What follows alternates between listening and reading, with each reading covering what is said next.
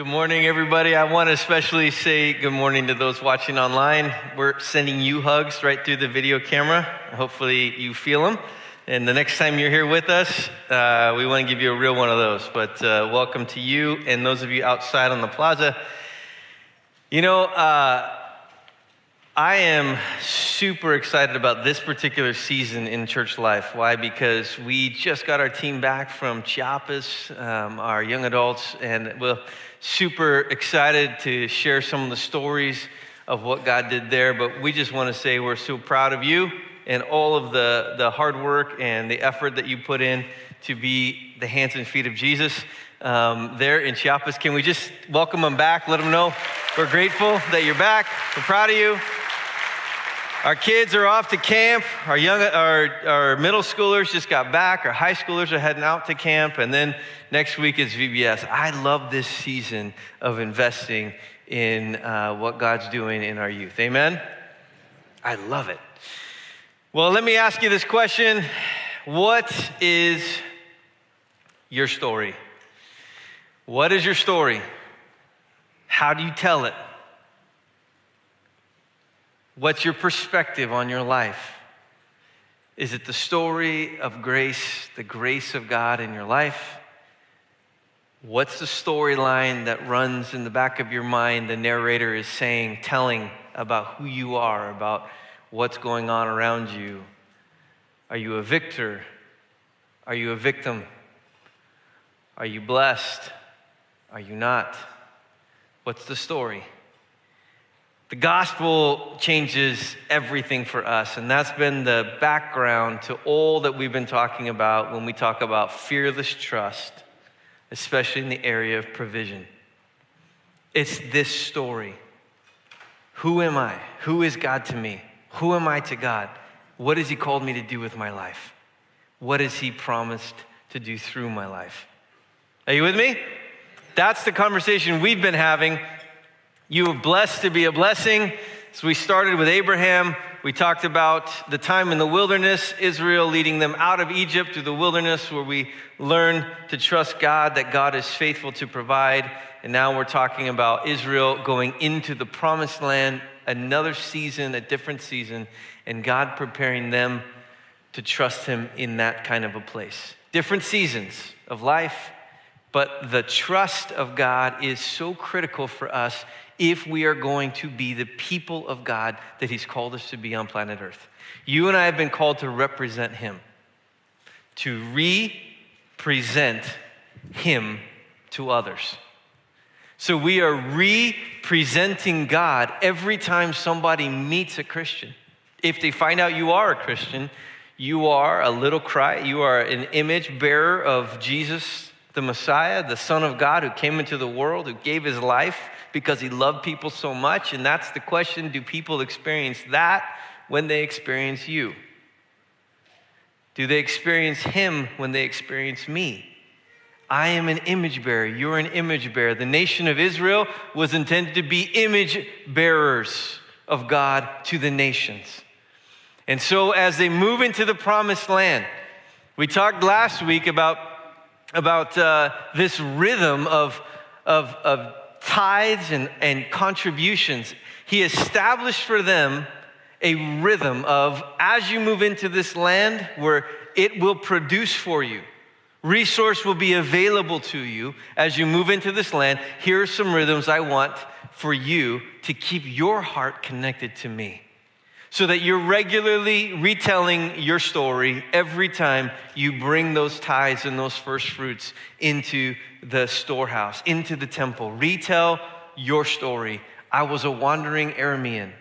It's just going back to Abraham. God took my family, took me from not knowing Him to knowing Him. And He delivered me from sin and bondage to Satan into freedom, into promise, into an inheritance and a destiny and a family that I had no business being a part of. All of this by grace. And these promises are for me, that through my life, I can be a blessing to others on the earth. And He's going to resource every single good work that He intends my life to do. What's the story of your life? In the wilderness, our trust looked like fearless dependence. But in the promised land, our trust looks like fearless generosity. And that's what he's inviting us to. So this rhythm of tithes and contributions was one way to prepare their heart as they move into the promised land. But another way to prepare their hearts as they move into the promised land is through what I'm calling gleaning with generosity. He developed a system within the nation by which the poor and the sojourners, those coming through, would be resourced and cared about. Not only a system of care within the land itself, but also a system of care within the ethos, the people's hearts within themselves. There was going to be no other nation on earth that looked anything like Israel. Why? Because Israel was intended to represent the kingdom of God on the earth. That when people came into Israel from whatever the surrounding nations, they would see this is the God that they worship. This is how they worship. This is how they live their lives. There is just something so different about how they value people. And that's really what we get into today. We get a glimpse into the heart of our God for those that the world would least value. Are you with me? We get a picture of the heart of our God for the marginalized, for the poor, for the outsider. And he shares it in systems. He shares it in the law. He shares it in how. And then he also shares in the why. Because remember who you were. I'm going to begin in Deuteronomy 24. Again, we talked about Deuteronomy last. These are Moses' last words before Israel goes into the land. 40 years they wandered in the wilderness. Now they're about to go in. Moses is about to go up on the mountain and be gathered to his fathers. He's about to die, and he's giving his last words. He's rehearsing the law that was given to them 40 years before. He's reminding them, and he's preparing them for the rest of their lives without him. And this is what he shares. And I'm going to read this from 24, and I'm going to go back to Leviticus 19 and give it just a little bit more picture of what he's talking about.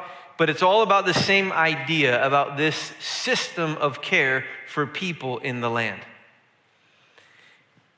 It says this in verse 17, "You shall not pervert justice due to the sojourner, or to the fatherless, or take a widow's garment in pledge. But you shall remember," say remember, because that is Moses' chief point for the people. Remember. Don't forget your story. Remember that you were a slave in Egypt, and the Lord your God redeemed you from there. Therefore, I command you to do this. When you reap your harvest in your fields, and you forget a sheaf in the field, you shall not go back to get it. It shall be for the sojourner, the fatherless, and the widow, that the Lord your God may bless you in all the work of your hands. When you beat your olive trees, you shall not go over them again. It shall be for the sojourner, the fatherless, and the widow. When you gather the grapes of your vineyard, you shall not strip it afterward. It shall be for the sojourner, the fatherless, and the widow. You shall, say it with me, remember. One more time. Remember that you were a slave in the land of Egypt. Therefore, I command you to do this. When it was first shared in Leviticus here, give a little more detail. It says in verse 9 of chapter 19, when you reap the harvest of your land, you shall not reap your field right up to its edge. Neither shall you gather the gleanings after your harvest. And you shall not strip your vineyard bare, neither shall you gather the fallen grapes of your vineyard. You shall leave them for the poor and for the sojourner. I am the Lord your God. But you shall love your neighbor as yourself. I am the Lord. I skipped down to the bottom of that paragraph to give you the point. You shall love your neighbor. in their preparation for the promised land, going in, he said, before you get in there, one, let's do this, tithes and offerings regularly. Let's put this into rhythm. Also, when you're in your fields and you're gathering in your harvest, now remember, all of the culture is agricultural for the most part. That's the economy. That's the system on which every family unit is getting their resource, getting their provision. It says when you are gleaning, you're to do it with a mind and a heart toward those who don't have. So here's what you do. Don't go to the edges of your field. Leave the outsides. Leave the perimeters of your field. Don't take everything from the vineyard. Things that fall, you don't need all the little extras. Just leave that behind. When you're getting the olives from the olive tree, you go through it, do the thrashing, let them fall, but after you've done it once, don't go back a second time. Leave what you didn't get, what is still ripening, leave that for others. Realize that I want to bless you. And I want to bless the work of your hands here, your provision. And to do so, I need you to keep my heart, which cares passionately for those that do not have. Are you with me? Yes. Those that are forgotten, those that don't have resource. And so it was built into the very system, the ethos, the mindset of the whole nation, family by family, family by family, family by family. Our God is a God of compassion. Our God is a God of compassion. And the list there, fatherless, widow, and sojourner. Who are we talking about? We are talking about those that don't have a voice, those that don't have a means of resource, those that are financially strapped. I care about them. Are you with me? Yes. That's our God. That's his heart. And so they're moving into a land, and he's saying, before you get in there, I want my heart to get all in you. How do you get your heart all in us? Well, first, I'm going to give you laws that say they have a voice, and they will always have a voice. Secondly, I'm going to give you systems so that when you are getting your resource, you don't just think of it all for yourself. That it might become a regular ethos for you, a regular practice for our country, that this place might be different than every other people in the world. Nobody would do what you do. Nobody would care like you care. I'm telling you right now, no one on earth should outcare the church. In any country, in any circumstance, in any situation. No one should outcare the people of God. Because we bear his image. We bear his image. And he cares about them. God was teaching them that they could be fearlessly generous and compassionate toward the poor and the marginalized as an extension of his love and compassion toward them. So consider that. God, it's not a lesson. And I hope we catch that. For God, it's not a lesson. I'm just going to teach the lesson. And for me as a pastor, it's not a lesson for the church. I'm going to teach us all a lesson. It is the actual way in which God desires to care for people that are not being cared for. My plan is that my people would carry my heart and care for those. Are you with me? It's not about a lesson. It's about real, practical, I care about people. I love them. Like, it matters to me. It's like watching your child starving. It is hard for me to see that. I don't want to see that. I don't want to watch that. So what do? I talk to Todd, and I share with him. And I talk to Johanna, I share with her. I talk to Art, I share with him. I share with my people my heart, that they might be people who care courageously, generously, fearlessly for people around them. And it starts and it's passed on generation by generation, family by family, or it's not. This was intended to be a family ethos, generation by generation by generation, passed on. The fathers and the mothers are demonstrating by the way that they do these things. The children are watching and learning by the way that they have seen those things, that they get families of their own, and then they rise up to continue on the same heart, the heart of their God, to care about people.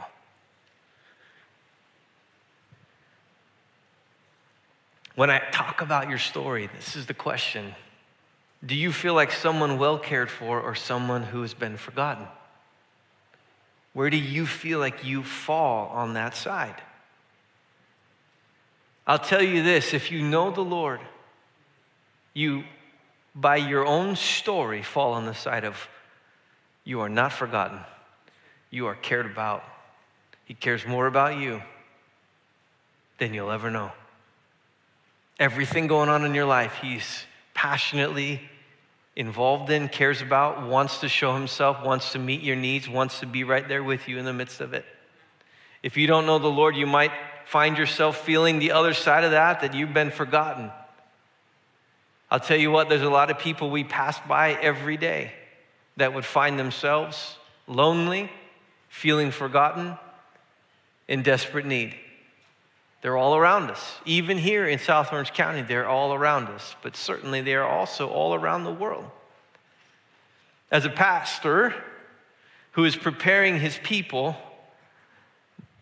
our flock, my flock, our pastors all have this heart, our flock, our young, our old, everyone, preparing you to stand before Jesus one day and hear the words, "Well done, good and faithful servant." One of the realities for us, one of the passions for us, is that we know where we live. We understand where we are. And in that, to whom much is given, much is required. Yes, absolutely true. And we're preparing us as a people to release the influence and the affluence of our community, of this community and beyond, to touch the needs of our world around us.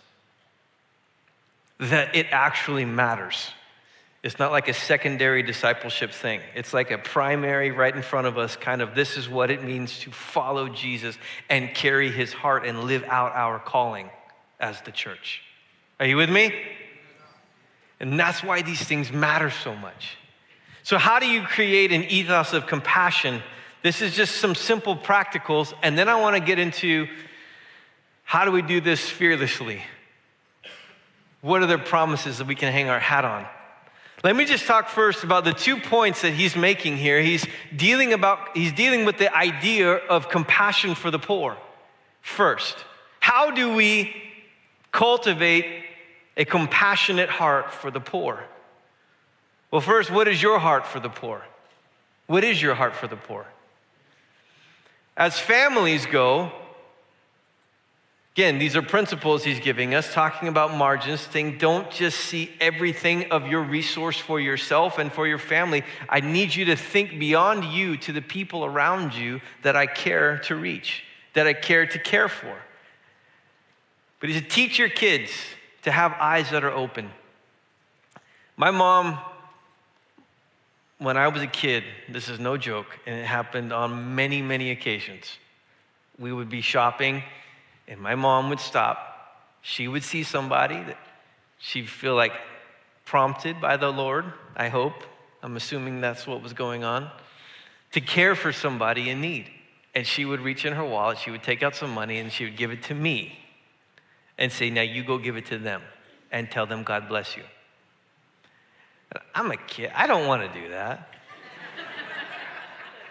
How many of you would want to just do that? I mean, it's kind of fun now to do that, to be the pastor, but I'm a kid. I don't know them. They look awkward. It just feels awkward, but she would make me do it over and over and over again. And I would do it, and I'd walk up, and I'd say, excuse me, God bless you, and I'd hand it to them. They look at me, and they would take it, and then I'd walk away, and they're left with their questions, and I'm left with mine. And once my mom said to me, the reason I ask you to do it is because it's less threatening coming from a kid. It's less embarrassing for some to receive it from a kid than from an adult. I'm like, okay.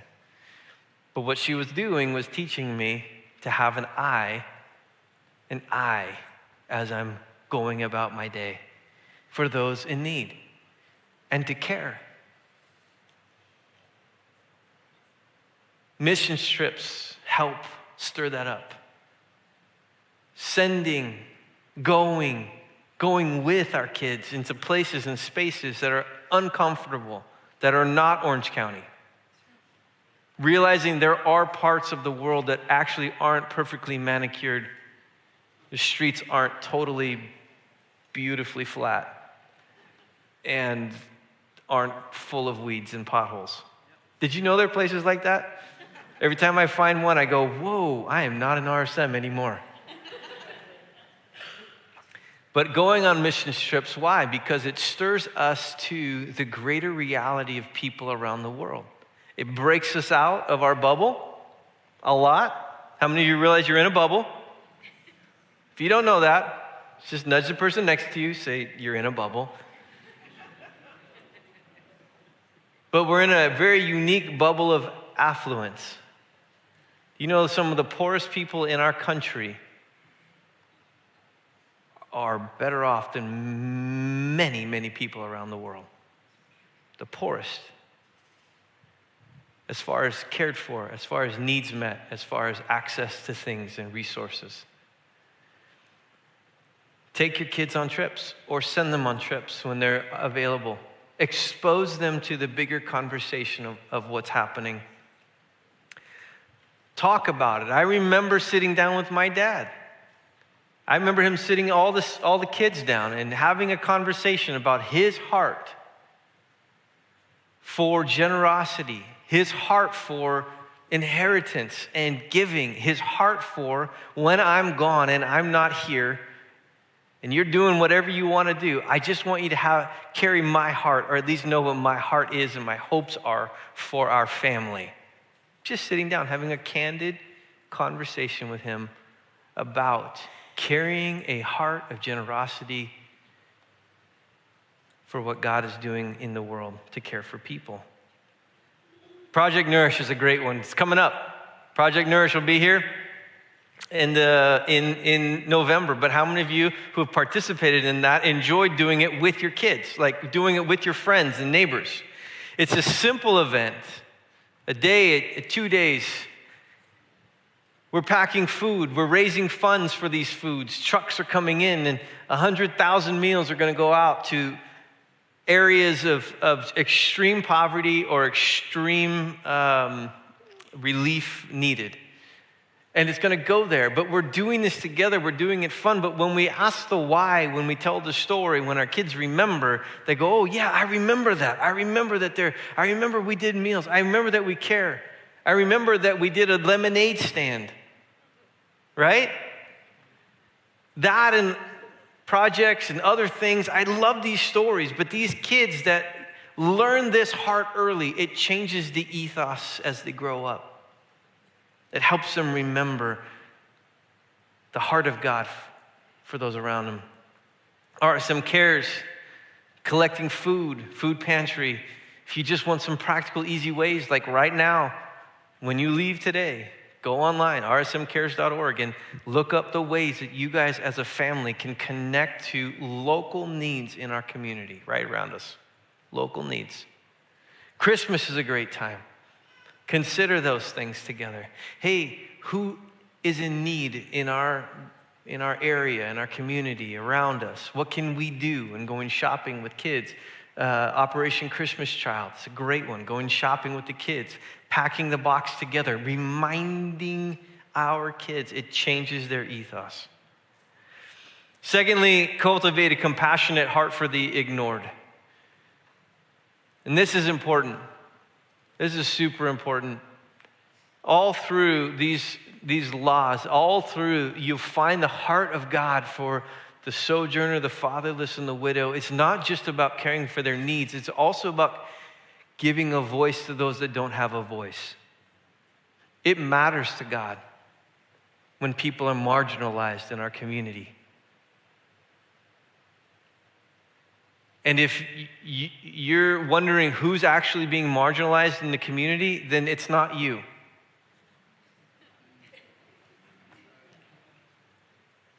And it's worth discovering who is. Who is forgotten? Who is devalued? Who is it that people don't want to go see or hang around or spend time with or be near or don't want at their house or in their presence or at their party? Who is that? It so matters to the Lord that we help and give voice and notice people that others forget. Because as the people of God, we represent his kingdom. And guess what the kingdom principle is? That every human being is created in the image of God with value and dignity. Every single one. Every single one.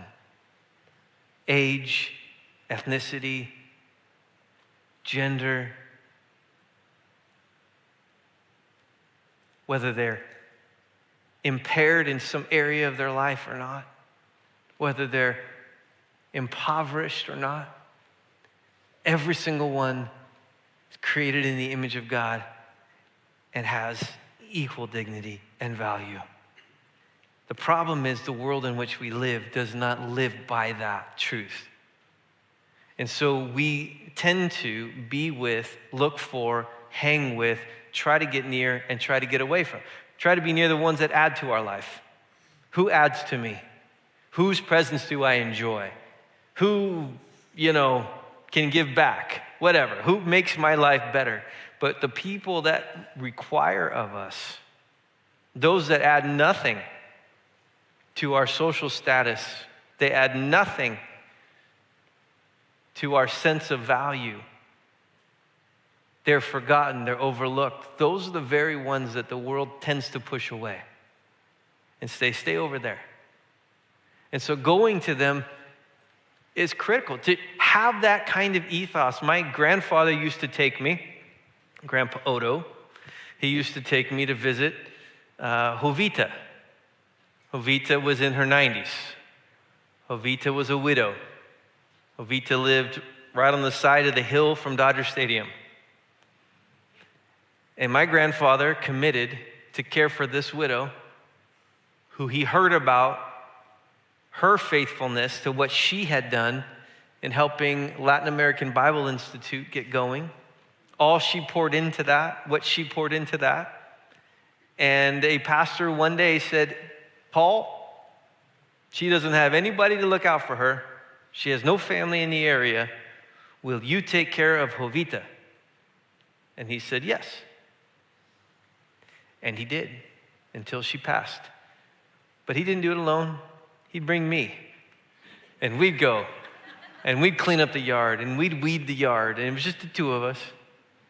It was hot days out there in the middle of LA, far from Orange County, but close to the Dodgers. And we'd care for Jovita. Then he would take me. Other days, he'd take me to go visit. Take me to the convalescent centers. Again, I'm a youth, I'm a kid, all through those ages. Not comfortable places for me. Things are different. Things don't smell the same. It's not an easy place to be. And we would visit Victor, his brother-in-law, who had a massive stroke, couldn't speak, could barely do anything, and he'd feed him, and we'd care for him and take care of him, and we'd just visit. But those kinds of things, as uncomfortable as they are for you or for your kids, when you introduce them to those places, when you bring them into those spaces with you, when you choose to go out of your way to care about those that nobody else is caring about, it begins to put into you the heart of God for people. He sees, he cares, he loves, and he desires that they would know his love. But how will they know unless his people care?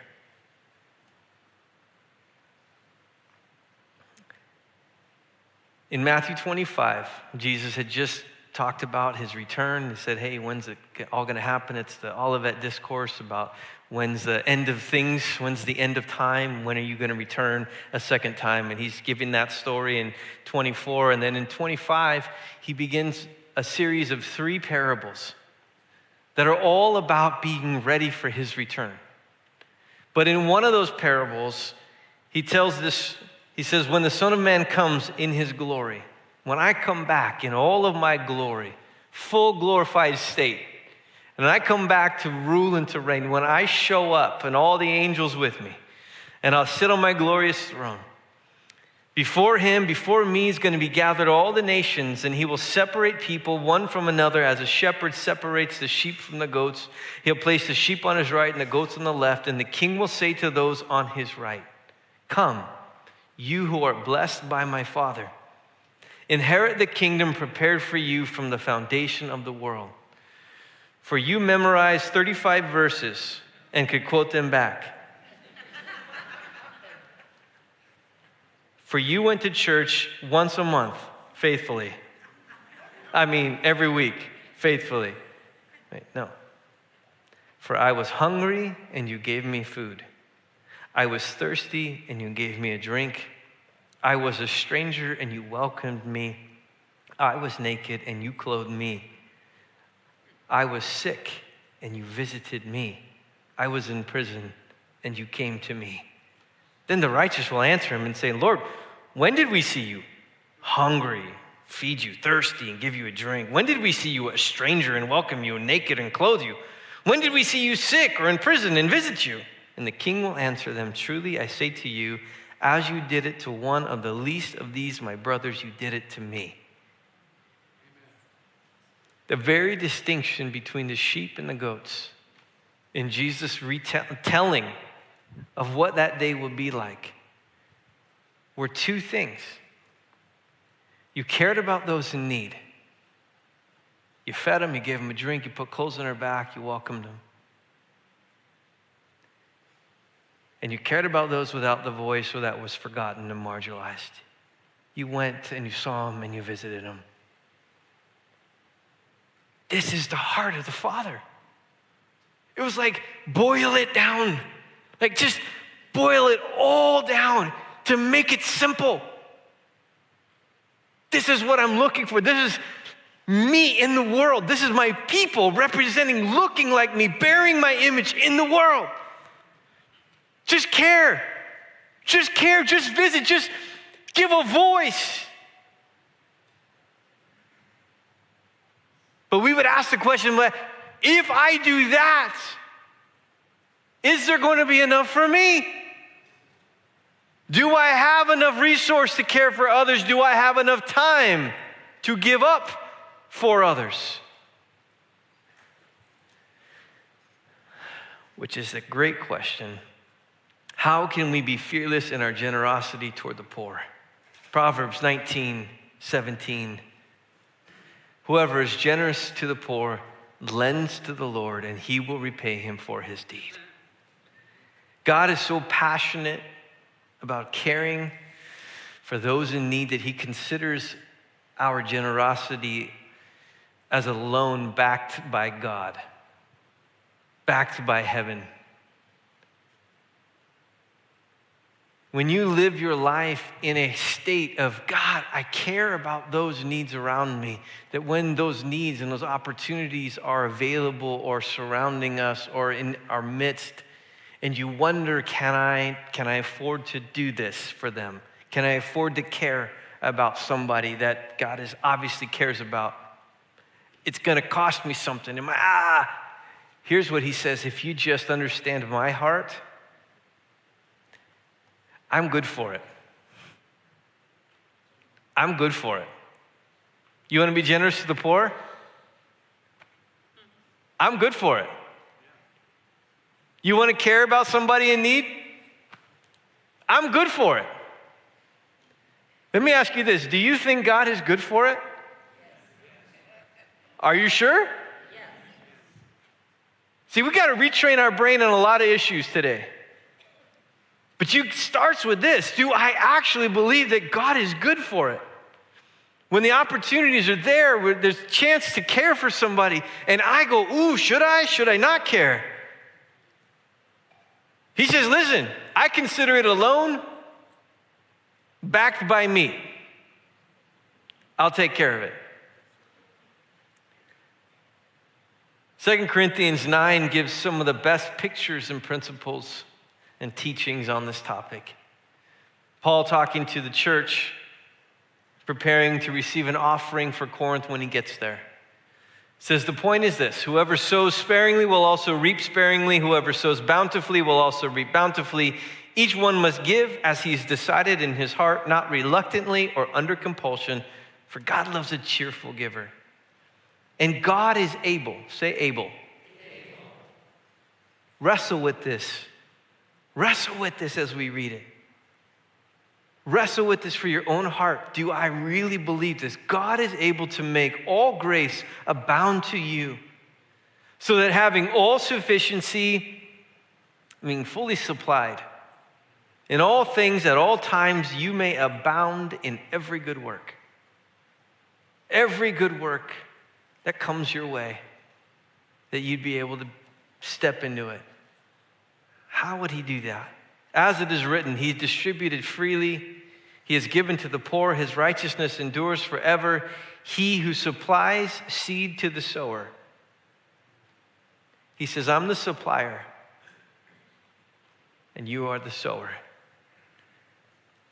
And bread for food will supply and multiply your seed for sowing and increase the harvest of your righteousness.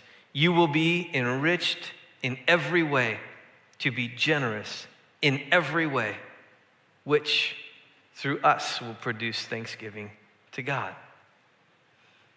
He says, as you go out to sow, they understood this stuff.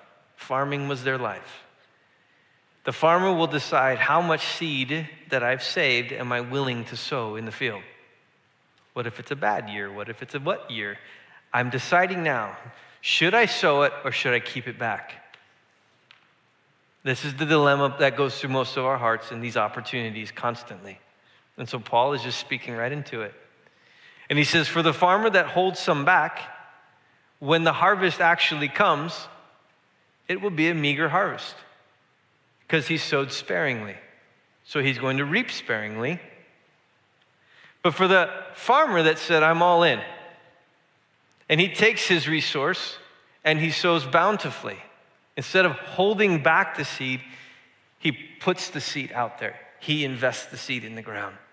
He says when the harvest time comes, he's going to reap bountifully. Now, you know that from an agricultural perspective, but I'm talking about this from a spiritual giving perspective, that God is the sower. God is the supplier of the seed that you have stored up. And he says, I'll take responsibility if you'll sow it. I'll refill it. If you sow it, I will refill it. This then becomes the test for you and me. Do I trust God to do that? That's the invitation in the promised land. Will you sow generously? Will you be fearless about it? How are you sowing this year for a future harvest? Ask yourself about right now. How are you sowing this year for a future harvest? We're sowing monthly. We're sowing regularly. My wife and I, these are principles we learned. We believe this. We love this. But here's where I know I'm getting to sow, because we're sowing in Kenya. Our missions partners, for the most part, give us opportunity to sow in all these fields. We're sowing with widows and orphans in Kenya every month, and we love it. We're going to be going there. A team is going there this year to see how this goes. It is amazing. But God cares about those living in the slums of Nairobi. The millions living in the slums of Nairobi. He cares. So how is he going to get resource there? Through churches here in the U.S., in Orange County, who care about people there walking through that. So we have a partnership. We've built a relationship and a bridge. Our young adults, so proud. The team just came back. Sowing avocado trees.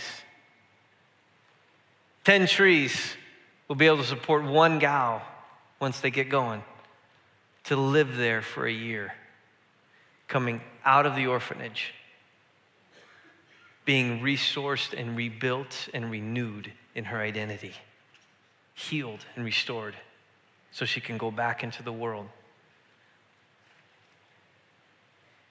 The orphanage and the time they spent with the kids in Casa Hogar, Alegre, they were there resourcing, pouring out, there investing. We get to do it. It's hands and feet stuff. Are you with me? Hands and feet stuff. Cuba. Our churches in Cuba are so struggling. It's beyond. We don't get to hear all the stories, but it's hard in Cuba. Food is scarce in Cuba. Everything is hard in Cuba. And we get to resource what's going on there. Israel, we'll get to see Evan when we go, but why we resource that? Because Evan is caring in the name of Yeshua for the poor who are believers in Yeshua, who are marginalized in their society. He's also caring for those who can't afford dental care. He's also caring for the foster care system and caring for these kids that nobody else wants. That's what he's doing. Because so there. And you know many other places. I'm just asking the question now, how are you sowing this year? So the supply can be resourced next year. And then I'll close on this passage, 2 Corinthians chapter 8. Paul says, we want you to know, brothers, about the grace of God that's been given among the churches of Macedonia. So this is before he's talking about this. He's preparing this offering from the Corinthians. He's telling them about another church. He says, for in a severe test of affliction, their abundance of joy and their extreme poverty have overflowed in a wealth of generosity on their part. For they gave according to their means, as I can testify, and beyond their means of their own accord, begging us earnestly for the favor of taking part in the relief of the saints. And this, not as we expected, they gave themselves first to the Lord, and then by the will of God to us. This I had to add because it is a perfect picture of what we're being invited into. They heard the gospel. They realized who they were, their story. And even in the persecution they were facing because of this story of Jesus in their life, even in their extreme poverty, the grace of God, the grace of God, the grace, the love of God, the plan of God, their identity, their future inheritance, so stirred up in them that they wanted desperately to also care for the poor in Jerusalem. You're already poor. You're poor. Why are you caring for the other poor? I get to participate in this too. Because giving is not just for the affluent. Giving is for everybody in the body of Christ. And they said, I get the story of grace. I understand what's been done for me. And I want to give back to those that sent Paul out here to tell me the story of grace, who themselves are hurting. And they said, we just want to keep paying it forward, because that's what happens when grace takes a hold of your story, of your heart. You can be fearlessly generous. You can be, but you've got to know your story and you've got to know your God. Why you're here, why I'm here, we get to invest until we go home to be with the Lord. While we still have an opportunity, we get to invest it. But we will learn, are we going to trust God with this or not? What's the ethos of our home going to be like? How am I going to live? We get to choose that. The invitation, though, is fearless generosity.